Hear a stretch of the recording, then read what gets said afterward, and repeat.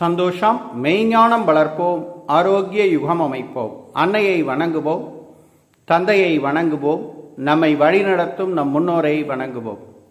ஆரோக்கிய யுகம் அமைக்கிறதுல குலதெய்வ வழிபாட்டு தியானத்தில் பௌர்ணமி இன்னைக்கு மாலை நேரத்திலேயோ அல்லது மத்தியானமோ நீங்கள் சத்யநாராயண விரத பூஜையை மேற்கொள்ள வேண்டும். இந்த சத்யநாராயணன் அப்படிங்கிறது வைராகியம், தன்னம்பிக்கையை கொடுக்கக்கூடியது. அதாவது இதற்கு முதல்ல நாம் அமாவாசை டு பௌர்ணமி வரைக்கும் முன்னோர் வழிபாட்டு தியானம் செய்தோம். முன்னோர்கள் நமக்கு தேவையானதெல்லாம் கொடுப்பாங்க அப்படின்னு. சில நேரங்களில் முன்னோர்கள் நமக்கு தேவையானதை கொடுக்கறது தாமதமானால் நமக்கு வைராகியம் போயிடும், தன்னம்பிக்கை போயிடும். அந்த தன்னம்பிக்கையும் வைராகியமும் போகாமல் பாதுகாக்கிறது தான் இந்த சத்யநாராயண விரத பூஜை. இந்த சத்யநாராயண விரத பூஜையினுடைய சிறப்பு அம்சத்தை இப்போ நாம் தெரிஞ்சுக்குவோம். இதை பௌர்ணமி இன்னைக்கு நீங்கள் மாலை நேரத்தில் செய்யலாம். கோவில்களில் என்ன செய்வாங்கன்னா, எல்லாரும் வர முடியாதுங்கிறதுனால மத்தியானம் செய்வாங்க. நம்ம பயிற்சி மையத்துலேயும் நிறையா பேர் வரதா இருந்தால் மத்தியானம் செய்வோம், இல்லாட்டி மாலையில் செய்வோம். இது மாதிரி நீங்களும் உங்கள் இல்லத்தில் இந்த சத்யநாராயண விரத பூஜையை ஒவ்வொரு பௌர்ணமி இன்னைக்கும் செய்யலாம். இப்போ இந்த சத்யநாராயண விரத பூஜையின் மகத்துவத்தை தெரிஞ்சுக்குவோம். இந்த சத்யநாராயண பூஜையினுடைய முதல் பூஜை விநாயகர் பூஜை. வினைக்கு நாயகன், அதாவது நாம் செய்யக்கூடிய கர்மா, வேலைகள், செயல்களுக்கு நாயகன் அவன். அந்த வேலைகளை விக்ன விநாயகன், அதாவது தடையில்லாமல் செய்ய வேண்டும். அந்த வேலையில் ஏற்படக்கூடிய தடைகளை நான் வெல்ல வேண்டும். அதற்கு பரிபூர்ண ஆசி வேண்டி செய்கிறது தான் இந்த விநாயகர் பூஜை. விநாயகர் பூஜையை தொடர்ந்து கலச பூஜை. இந்த கலசம்ங்கிறது என்னன்னா, நம்ம பூமியில இருக்கக்கூடிய அனைத்து புண்ணிய தீர்த்தங்களையும் இந்த கலசத்தில் நாம் ஆவாகனம் செய்கிறோம்.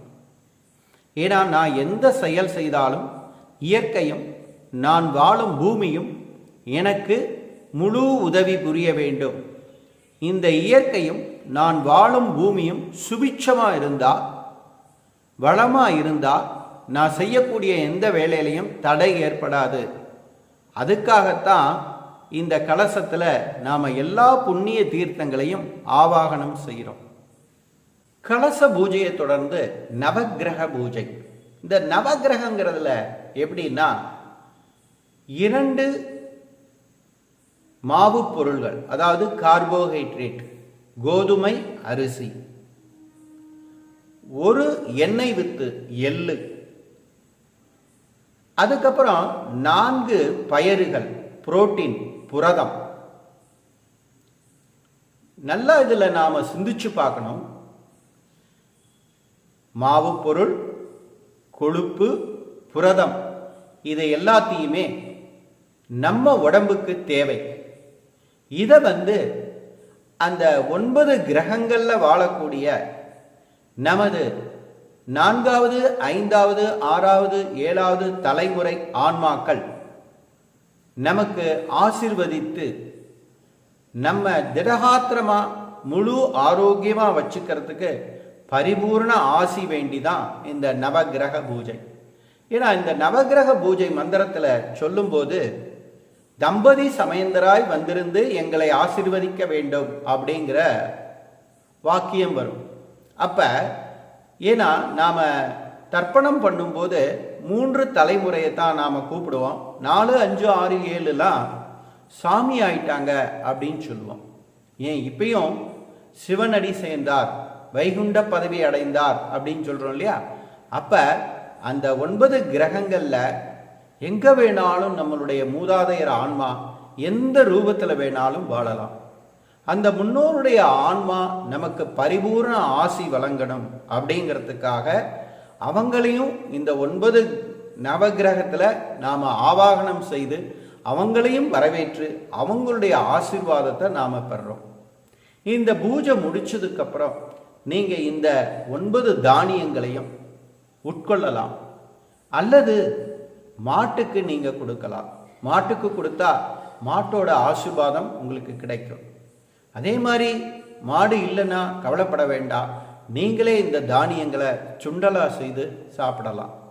ஏன்னா எண்ணெய் வித்து இருக்கு, கொழுப்பு, அடுத்து புரதம் இருக்கு, அதுக்கப்புறம் மாவு பொருள் இருக்கு. இப்படி தேவையான எல்லா சக்திகளும் இதுல இருக்குங்கிறத நாம புரிஞ்சுக்கிறோம். நவக்கிரக பூஜையை முடிச்சதுக்கு அப்புறம் அஷ்டதிக் பாலகர்கள் பூஜை.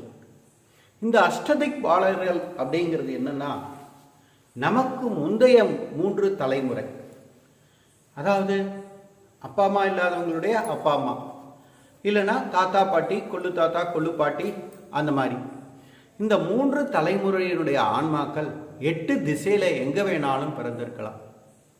அவங்களுடைய ஆன்மா இங்க ஆவாகனம் செய்யப்படுகிறது. ஏன்னா இந்த அஷ்டதிக் பாலகர்கள் பூஜையிலையுமே தம்பதி சமேந்தராய் வந்திருந்து எங்களை ஆசீர்வதிக்க வேண்டும் அப்படின்னு தான் சொல்றாங்க. அதனால நம்மளுடைய முதல் 3 தலைமுறையை இந்த அஷ்டதிக் பாலகர்கள் பூஜை மூலமா நாம் இங்க ஆவாகனம் செய்கிறோம்.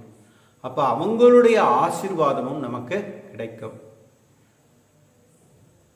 அடுத்த பூஜையா சத்யநாராயணர் பூஜை. இந்த சத்யநாராயணர் அப்படின்னா என்ன அர்த்தம்னா, வைராகியம், தன்னம்பிக்கை. என் மனம் தளரக்கூடாது, நான் வைராகியத்தை இழக்கக்கூடாது, தன்னம்பிக்கையோடு செயல்பட வேண்டும், அதற்கு நீ பரிபூர்ண ஆசீர்வாதங்க வேண்டும் அப்படின்னு நாம் நாராயணனை வேண்டி நாராயணனுடைய 108 நாமங்களை நாம் இங்கே அர்ச்சனை செய்யணும். அதுக்கப்புறம் எப்போவுமே நான் சுபிட்சமாக இருக்கணும் அப்படிங்கிறதுக்காக லக்ஷ்மி பூஜையும் செய்கிறோம்.